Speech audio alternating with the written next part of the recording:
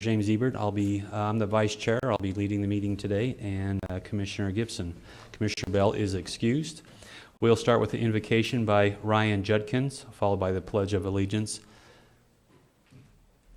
that Mr. Jim Harvey will lead us on, and thought of the day, Commissioner Gibson will go to that point.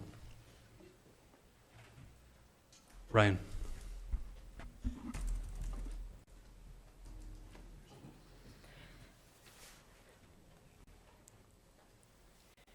Our Father in heaven, we are grateful and humbled to be gathered here this day to work and take part in Weber County and to work for those around us. Father, we are grateful for this wonderful valley that we have to live in. We're grateful for the blessings that we receive by living here, for the beauties and the abundance that we have. We're grateful for the wonderful season of harvest that we have enjoyed. We're grateful for the moisture that we are now receiving, and ask you to give us through the winter the things that we will need as far as moisture to sustain us through the coming year. We ask you to please bless and help and guide each and every one of us as we work for the county and for the benefits of the residents of Weber County, that we can do the best with our abilities and do the things that will be pleasing to thee and to the people that we serve. Please help us this day to be mindful of exactly what it is that we have been asked to do. And we ask for this in the name of Jesus Christ. Amen. Amen. If you'd rise and repeat after me. I pledge allegiance to the flag of the United States of America and to the republic for which it stands, one nation under God, indivisible, with liberty and justice for all.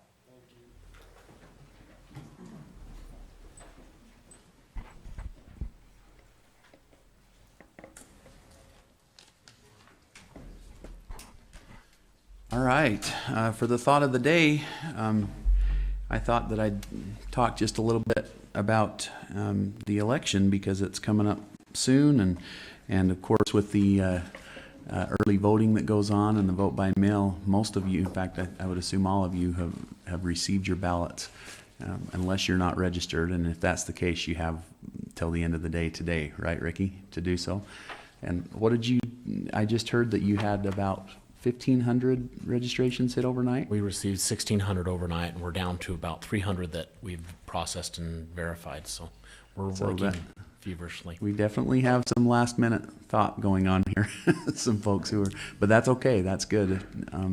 Remember, anytime that you have moved, change your address or anything like that, you need to re-register or change your name, right? Is that right, Ricky? Yeah, that's right. So if you have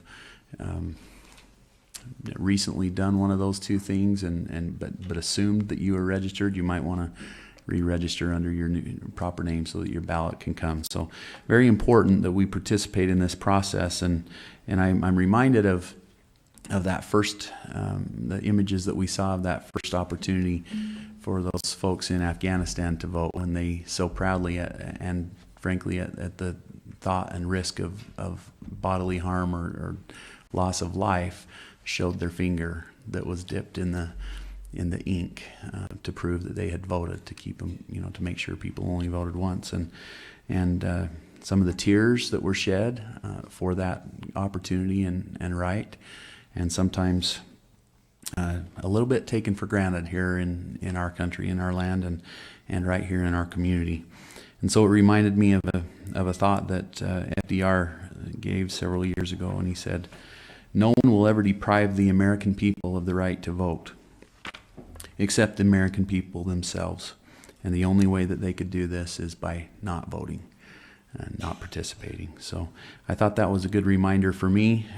It's been something that I've always cared about, and I don't think I've missed an election since I've turned 18. And that's I don't say that in a bragging manner, but in a way of being grateful and thankful for the opportunity that I have to participate and express my voice at all levels, whether it be a municipal election, a partisan election, any of the opportunities that we have to be part of the process. I hope that we'll step out and lead, and it seems to be the great equalizer, doesn't it? Where every single one of us has the same opportunity, the same right. The only thing that puts us at a unlevel playing field is if we choose not to do it ourselves. So that's my encouragement and my hope and my prayer that through our expression of our opinions in the voting booth that we might be able to receive to have some positive results from those efforts in the future. So that's my thought, Commissioner. Thank you. Thank you. And if I could just add, I think it's important for us to exercise that right, but I would also, and we as a commission would like to thank you for exercising your right to participate in county government. And for those who are here in attendance, those who are following us either online or on YouTube or following us on Facebook, we appreciate that. And we would ask you to share the message, share the like, share the information, and try to get more individuals participating in our county government. The more eyes on the ball, probably the better, and that's what our view is. So, and again, we'll continue to try to find ways to get that information out to our community. So thank you very much. We'll move on to E, presentation. Commissioner Gibson. Okay. All right. Well, this one's actually a really fun one for me, one that I'm really grateful to be able to participate in. I've probably told this story, I think maybe from this podium before, but I'm going to do it again. Every now and then you get an opportunity to interact with people at a level where, I don't know, maybe you don't expect the outcome. But several years ago, I had been elected to this office, but I knew that a lot of people didn't know me, and I had not been sworn in yet, so I had never had the opportunity to sit in this chair. And I had occasion to do some business with the county and to be particularly in the recorder surveyor's office. And I just remember walking away from that experience thinking to myself, now that person that I just dealt with is the person that I want representing me as a taxpayer of the county and in my new assignment as a county commissioner.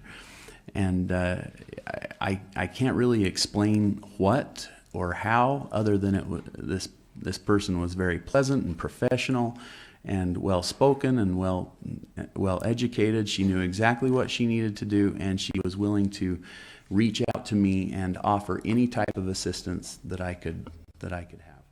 And that person was the person who's going to receive our Seal of Service Award today, Kara Atmore. And I remember finding out that she was going to leave that office and just thinking, oh my goodness, I don't know how. I mean, whoever let her go was not thinking straight, or whatever the reason, whatever it was. I don't know what it was.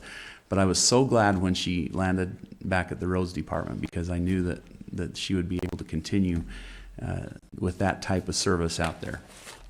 And it's interesting because sometimes we see, we don't understand all of the interface that all of our employees have with the public. But I want to read you something real quick an email that I got just a little while ago, and it tells me a little bit about her.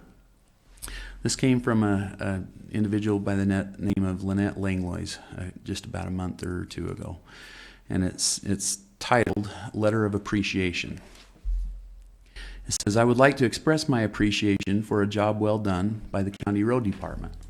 I called Monday morning to complain about some weeds that I thought were a safety hazard and asked if they could possibly get mowed. I'm sorry I didn't get the lady's name that I spoke with, but she was very courteous and understanding and assured me that the information would be forwarded quickly. By Monday afternoon, Ryan Judkins had not only done an excellent job of mowing the weeds, but had brought in road base to fill some holes and improved a walking path from the elementary school. I think she lives close to West Weaver Elementary School. He went far and above and beyond any expectations that I had, and I know that he was working extra long hours. It's nice to know that our county employees are concerned about not only my safety, but the safety of the students at West Weaver Elementary. Thank you for a job well done. Now, a couple of things struck me about this. The first one is that for every letter like this of positive, I think that there have got to be hundreds more who think it, because the reality is it's really easy to write the angry email. And we see those, right, Commissioner? And it's very, very uncommon for someone, even when they have a very good experience, to actually sit down and put it on paper. And so I have heard many similar stories, but this is one of not as many that get actually put on paper. But the other thing that, well, she complimented the whole department, and this kind of made me, I think she probably had an occasion to meet Ryan before, this lady, but probably hadn't met Kara. And it kind of reminds me of a little bit of what I love about Kara, her unassuming and kind demeanor. I don't think she had any intention of being recognized for something like this, or frankly even wanting to. In fact, when we made the decision that she was going to win, to receive the Seal of Service Award, I had to call her and beg her to come to the meeting. And it's not because she's very conscientious, but I'm guessing she's just feeling a little bit out of place with this kind of recognition. And I'm trying not to embarrass her, but I'm telling you, I'm so glad, Kara, that you came to receive this recognition, because you are truly one of the examples of exactly what I think we need in our county and our county employees. And let me just share one more personal thing about Kara. To me, this is not, these compliments that I'm giving are not because she has never disagreed with me, because she has. And it has been wonderful to see someone who can give positive and uplifting feedback, and then turn their head towards the goal and work hard and make things work. And I am extremely grateful for that type of an employee. So thank you. Okay, now, get to read this little thing that Kyle wrote up. Kyle Nyland, our shop foreman, has nominated her, and I'm kind of thinking that probably the whole crew on roads and shop and the whole works would have loved to have had their name on this, Kara, because I haven't seen anybody that would feel like you're not deserving of this. He says this: I would like to nominate Kara Atmore for the Seal of Service Award. I've been working with Kara for just over a year. There's never been a time over the past year when I have called Kara with questions or problems that she has not been able to resolve. She's the go-to person for roads questions, for problems, invoice questions or concerns, gas cards, fuel reports, shop billings, questions, purchase orders, P-card transactions, the list goes on and on. Weber County is so lucky to have Kara. I remember many times Kara working late, answering the telephone during a winter, answering all of their questions in a professional and courteous manner. People do tend to scream when their roads aren't clean. A few months ago, we were getting ready to go home for the day when her phone rang. She easily could have said, "It's after 5 o'clock, I'm off of work now," and not answered, but she didn't. Instead, she answered the phone in a courteous and kind manner. The Boy Scout camp was snowed in at Camp Kiesel. A very concerned citizen drove down to the Red Cliff Lodge and got a signal just in time to call Kara, asking for help in plowing the area up there. Kara said she would get a hold of the right people and come up with a solution. The man said that he was using Red Cliff Lodge's phone and would call back in 15 minutes. Kara called the appropriate individual and had a conclusion for the man within 10 minutes. When he called back, Kara was once again friendly, courteous, and respectful in dealing with the situation.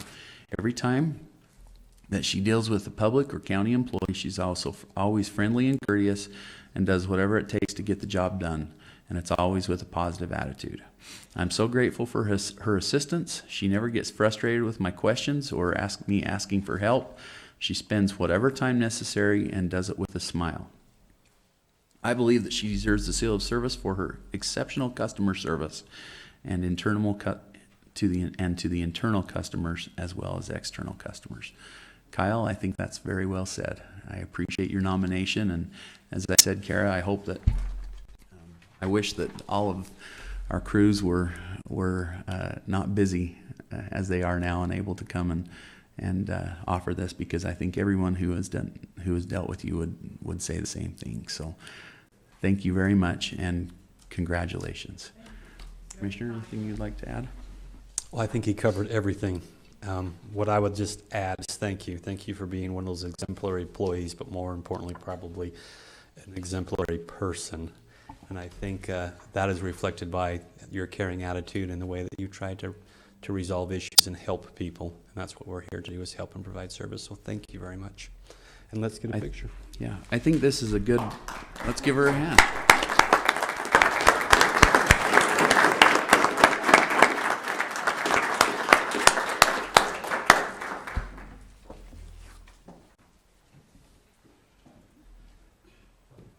Let's get a quick picture. Then there will be time for a speech if you'd like one. I guess not, but you're welcome to. You know, yeah, I do have something I want to say, but it's short and sweet. Oh, wow. Wow. Do you want me to put that? Okay, we got it. Don't want to damage that dollar. Okay, thank you. Thank you. Okay. Thank you.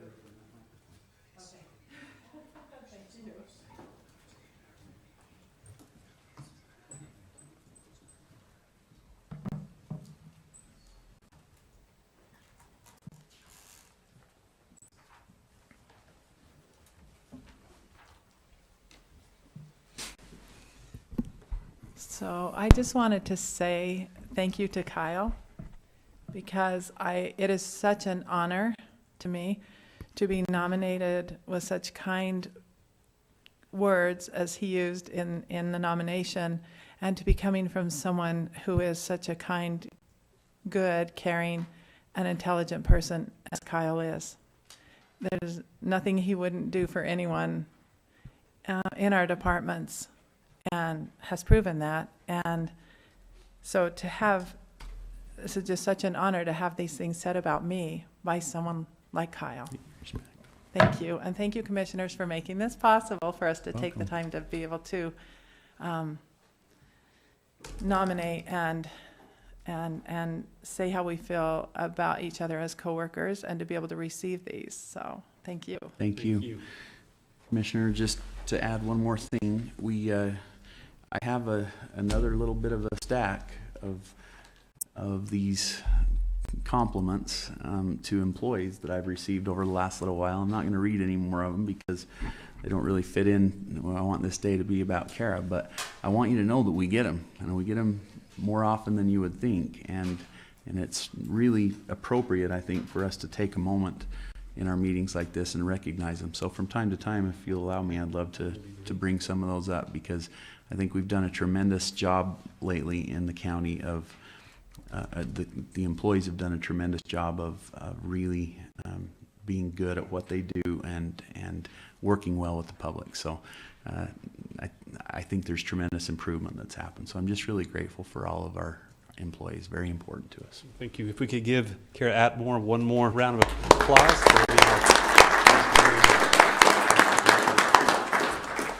Okay, so we'll go from that wonderful presentation to a presentation by Mr. Scott Park on a quarterly financial reports. Just as amazing presentation.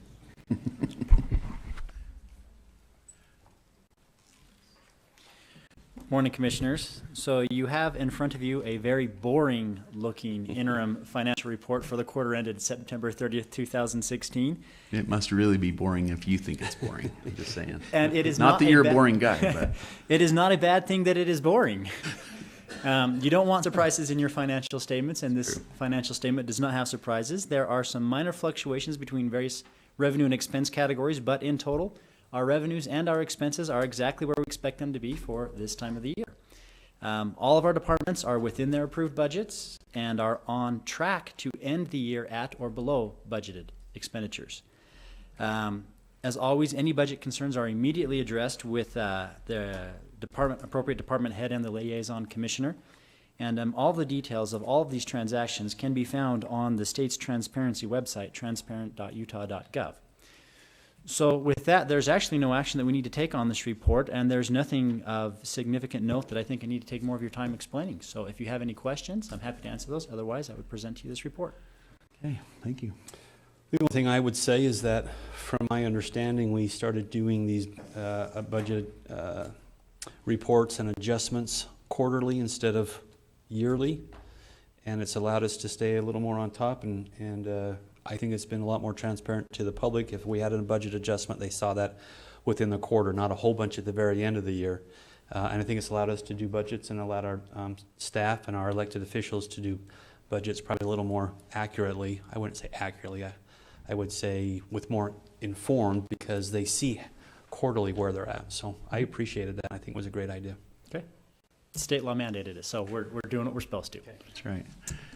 And I would just add that transparent website is a good one. It's really good to go to. If you've ever been tempted to use Utah's Right to Know, don't. It's garbage. Use the transparent one. It's audited right to the date. Well, to the quarter, right? Yeah, so we upload once a quarter to the transparency website. However, all of the check registers that Mr. Hatch is going to talk about here, we have those available on the county's website down to the individual check and payee. So if anybody's ever interested in the $2 million that we're going to approve in the warrant register, the detail of all that is on our website now. Okay. So, and you can go back to all the past weeks and see all of the past, check registers and who you're writing checks to. So it's all out there now. Okay, great. Thank you. Thank you very much. Okay, we'll move on to F, consent items. We request a request for approval to ratify warrants 410263 to 410492 in the amount of $2,077,304.80 for the date of October 25th, 2016. We request for approval of warrants 410493 to 410830 in the amount of $2,167,066.86. We have a request for approval of purchase orders in the amount of $220,552.95. We have a request for approval of minutes for the meeting held on October 18th, 2016. We have a request for approval of new business licenses, and we have a request from the Weber County Parks and Recreation Department for approval to surplus a mower and a utility trailer. Commissioner Gibson, any questions before we move to Mr. Hatch? Nope. Okay, Mr. Hatch. Commissioners, there were no business licenses, right? Okay, so we're going to scratch number 5? Okay. Okay, we have 2 check runs that you approved today. The first one was for the prior week. We issued 230 checks for the amount of $2.1 million. Almost half of that, 48% or $1 million, was transportation funds for the road projects, and that was primarily 12th Street and Skyline Drive. 9% or $191,000 was the monthly payment for our paramedic services, and 8% or $169,000 was for the monthly payment to Weber Human Services. 5% or $109,000 was for the public defender's contracted services. Now, for purchase orders for this week, we issued 46 purchase orders for $221,000. 15% of that, or $33,000, was for Golden Spike Center for concessions, building materials, heater, and some lighting, preparing for the season. 20% or $45,000 was for IT, and that was for network equipment and UPS. 19% or $43,000 was for the library for special testing. 10% or $23,000 was for the sheriff, and that will purchase trailers, some investigation notebooks, ammo, and weaponry. Another 10% or $22,000 was for the paramedic remount, and 9% or $20,000 was for the transfer station. That was for baling wire, fuel, and tires. Now, this week's check run, we issued 238 checks. The baling wire is actually for a baler, not to. I thought we were baling wiring equipment back together. Now that's being fiscally responsible. We're going to bale it together and then light it on fire. For a recycling program. That's right. Okay, this week we're spending, we wrote checks for $2.2 million. 38% of that amount, or $819,000, is health and dental insurance for county employees. 18%, or $382,000, is again through the transportation fund. These checks went to projects. The biggest one was in West Haven, but also Harrisville, and then a small amount for 12th Street and Skyline. 15%, or $322,000, was library construction, payment to Wadman Corporation, and 6%, or $134,000, was an escrow release for Summit at Ski Lake. That's all. Okay, well, that's enough. Thank you, Ricky. Commissioner Gibson. Well, I was just going to mention, you know, I don't know if this is the time or maybe later in our budget discussion, but I'll just throw it out there now. It's been interesting as we've been going through this painstaking budgeting process over the last little while, that not only are we mandated by the state, because we are a subdivision of the state, we're mandated as to what, you know, how we can raise money. I mean, what type of tax we have to raise money. The other thing that's kind of important is that for people to understand is, even though we have a big budget, there's an awful lot of that's mandated that we don't really have any control from our budgeting process about. And one of those, Commissioner Ebert and I were mentioning, is our transportation projects. That's programmed through the COG. We can't spend it on anything else but transportation projects, and I think we're making some good progress on some of those right now. And sometimes when you see these large warrant numbers, a lot of that money is non-discretionary funds that we have no control over. So we become the entity that collects it, but then we send that to a very specific and entitled use, and we can't move those funds around. So just an interesting part. Another one that's interesting along that line is the payments, the large payments to Weber Human Services.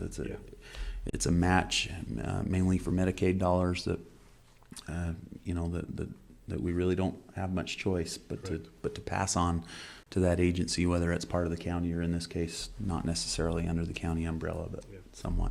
So you'll see a lot of those in these reports as we go forward. Any further questions or concerns on the consent items, Commissioner? Okay, I'll entertain a motion. I'll make a motion that we approve them as read. I'll second. Any further discussion? All in favor? Aye. Okay, thank you very much. We'll move on to G, action items. Number 1, consideration for adoption of an amendment to the assessment ordinance 2013 to 2021, the Summit Mountain Assessment Area and related matters. Presenter Blake Wade. Mr. Wade. Commissioners, it's a pleasure to be here with you this morning. As you know, several years back, the county created an assessment area for the Summit area up by Powder Mountain, and an assessment ordinance was adopted at that time, and assessments were levied against the property. The ordinance provided that as the property was subdivided for development, that the county would amend the assessment ordinance. And as the county has adopted a new plat for this area, this assessment list for Zone 1 is basically aligning the assessments with the new plat, so that as you created new parcels, that the assessment has been basically allocated to those parcels. So in some cases, they've broken large parcels into new, smaller parcels. In some cases, they've actually taken some of the smaller parcels back into some larger parcels for re-subdivision. So you'll probably be doing this again at some point in the future. But this is all in keeping with what the county's been doing with the plat. With that, I'd be happy to answer any questions. So this is an assessment ordinance that's here. We have the consent of Summit as the majority property owner. And my understanding from talking with the Zions Bank folks is that for the properties that are held by other than Summit, this doesn't impact anyone's assessment in terms of what they were thinking their assessment would be. So. Okay. Any questions? So just for clarification, we're just aligning the assessment areas with the parcels that have been changed. There's no change to land use or to density or anything like that. It has nothing to do with. Right. That's been done through your subdivision plat. Yeah. So Okay. this is aligning the assessments with the plat. Okay. Well, wonderful. So this is an ordinance. 16. Okay. So do we have to have 2 readings on this because it's an ordinance, or can we do it all? Okay, great. I'll make a motion that we approve ordinance number 16, amending the assessment ordinance 2013-21. I'll second that. Any further discussion? Commissioner Gibson, Aye. Commissioner Ebert. Thank you, Mr. Wade. Thank you. It's a pleasure to be here with you. Enjoy your trip home. Wear your seatbelt, drive safely. You hydroplane at 50. I'm just Thank giving you you. a heads up on that. Thanks. Okay. Item number 2, it's a request for approval of a contract by and between Weber County and J&R Rental for the storage of the Sheriff's Office equipment. Mr. Sean Wilkinson. Good morning, Commissioners. This contract is basically a renewal of the existing contract that we have had in place.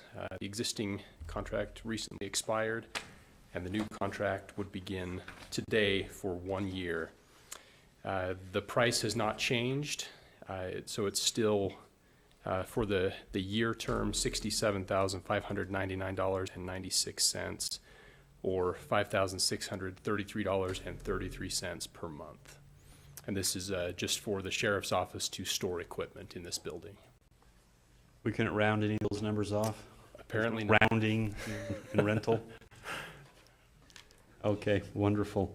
Is there any type of early out clause?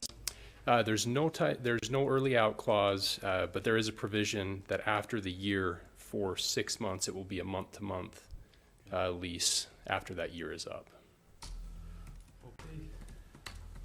Commissioner Gibson, any thoughts? Nope. Ready for motion? I'll entertain one. I'll make a motion then that we approve item number 2, the contract between Weber County and J&R Rental. I'll second. Any further discussion? All in favor, say aye. Aye. Any opposed? Thank you. Thank you, sir. It passes. Mr. Rick Grover, number 3, consideration and action on a request for final approval of the Edgewater Beach Resort Subdivision Phase 2, PRUD, consisting of 20 lots, including a subdivision improvement agreement with a financial guarantee. Good morning, Commissioners. Morning, Mr. Grover. This is a 20-lot development. It's a mixture of single-family and multifamily, more townhomes. There's a few amenities that's being provided with this. There's some pavilions, volleyball court, horseshoe. There's common area, limited common area, and then the homes will be privately owned. They have entered into a subdivision improvement agreement, met all the requirements there. The financial guarantee has been submitted, and it meets all the requirements, and it's ready for your approval. Any questions, Commissioner? I don't think so. Okay, I'll entertain a motion. Okay, I'll make a motion for final approval of the Edgewater Beach subdivision, Phase 2 PRUD. Okay, no further discussion. All in favor? I'll second that. All in favor? Aye. Aye. Thank you. Item number 4, request for approval of the Weber County. Before you go there, Rick, just be prepared, because a lot of these letters I have are yours, from your department, so there should be Yep. some good stuff coming. It's the power of planning. And thank you. For a guy with a headache, you're on one today. I am like trying it. not to. I'm trying to be right on. You're doing good. Number 4, request for approval of the Weber County 2017 tentative budget. Mr. Scott Park. All right. Back in August, the county proposed a property tax increase of $1.62 million, or 25%, to help increase compensation for employees and law enforcement and other departments within the county, and to increase the capacity of the county to fund some critical infrastructure and capital projects. During that public hearing, the county commissioners promised to review the budget and look for ways to reduce that tax increase. As part of that effort, the county has significantly altered its employee compensation package with the goal of saving the county taxpayers nearly $27 million over the next 25 years, with these savings starting to be realized in about year 7. These changes include capping the county's contribution to employees' health insurance at $350 per month per individual, or $1,000 per month per family. Phasing out the 5 years of health insurance that we offered retiring employees, and capping our sick leave accruals and combining sick and vacation into a single paid time off category. Along with these changes, in the tentative budget, we are also proposing the following pay increases. All sworn officers and most of the support staff at the Sheriff's Office would be brought up to the market value, with the average increase of approximately 13.3%, some positions getting a little more, some positions getting a little less, depending on the market. Other county employees would receive market adjustments of 2%, 7%, or 10%, depending on how far below the market their position is and how difficult it's been to fill those vacant positions. These adjustments will bring other county employees closer to a competitive market wage, but there will be still many positions that are well below that market rate. These changes, along with other cost-cutting efforts, have allowed the county to reduce the proposed tax increase from the 25% originally proposed down to 22%, saving approximately $800,000 per year to the taxpayers. The tentative budget is currently available on the county's website. This plan is only tentative, and changes may be made to it by the commission before the final budget is adopted. And we have scheduled a public hearing on November 29th at 6 p.m. to allow all interested parties to comment on the tentative budget. We have discussed the tentative budget at length in various public meetings that were held over the past few months. And so if you have any specific questions, I am happy to address those. If not, I would ask that you approve the tentative budget. Commissioner Gibson. I don't have any questions right now, but I want to applaud the work that has been done. I think on the part of staff as well as the commission and the public. We really did hear an awful lot that we could use in our public hearing, and we folded that all into our discussion and kept as much of that at the forefront as we absolutely could. Especially the things, the items that were constructive in nature. And I think that should be an example to everyone that it's, valuable, constructive feedback is really important to us. One of the things that I'm grateful for and happy about is that instead of looking at the compensation issues as a broad brush, that we've targeted those and looked at them on an individual level. Every position has been evaluated on its own instead of just a blanket compensation increase. And while everybody needs that, a little bit of that, I think it's good to focus on the targeted areas that are significantly below the market value. And so I think that has helped quite a bit. And it's been a fast and furious couple months since that hearing. And while I felt like it was well prepared and good homework was done to begin with, I think we've learned some things and made proper adjustments. And my assumption and belief is that we will continue to do that throughout the next period of time, and that the final budget will be better than this one. That's my hope and my belief. I think you've laid it out well, Scott, and I appreciate your efforts on this. I would just like to add that I think we've had some spirited debate. There's been pain points here and there. We've had to do a lot of give and take to get to this point, and it will continue, I am sure. But we're committed to reach a final budget that really pushes the county forward. What I would like to add beyond that is that this is just one portion of what we're trying to do. We have 4 economic innovative meetings coming up because one of our focuses is driving economic development, bringing new growth to this community. That new growth is new money. That new money helps us to alleviate the tax burden on the taxpayers. And so this isn't just an easy government step to address an issue. We just tax more.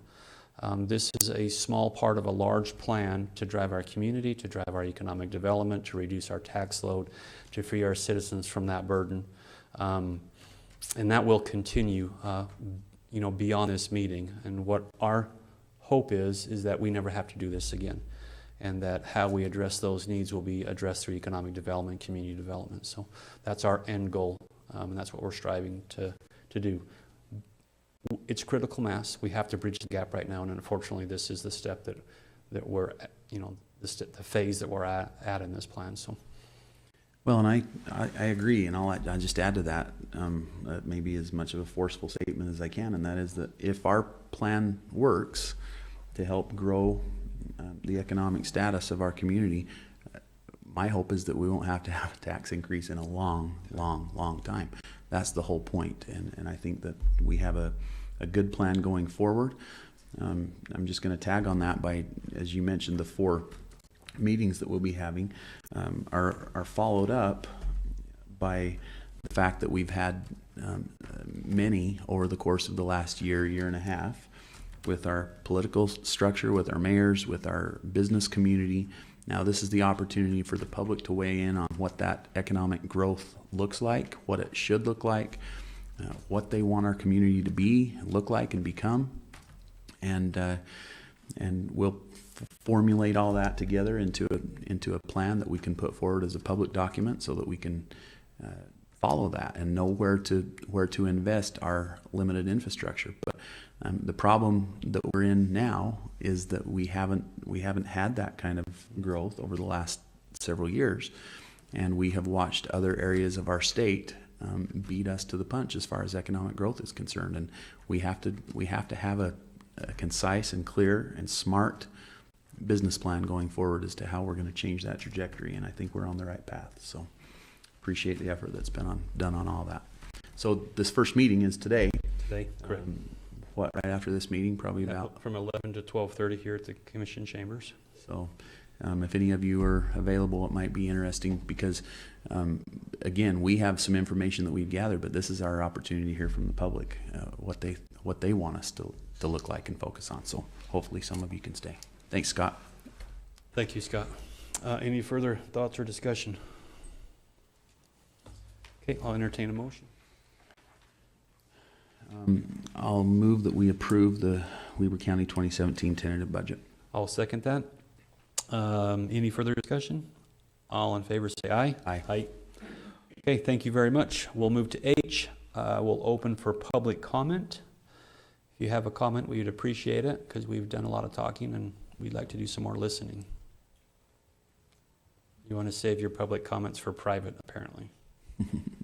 Okay, seeing no... Maybe they're saving them for our next meeting. Yeah, next meeting. Seeing no public comment, we'll now, I'll entertain a motion to enter into a closed executive session. So moved.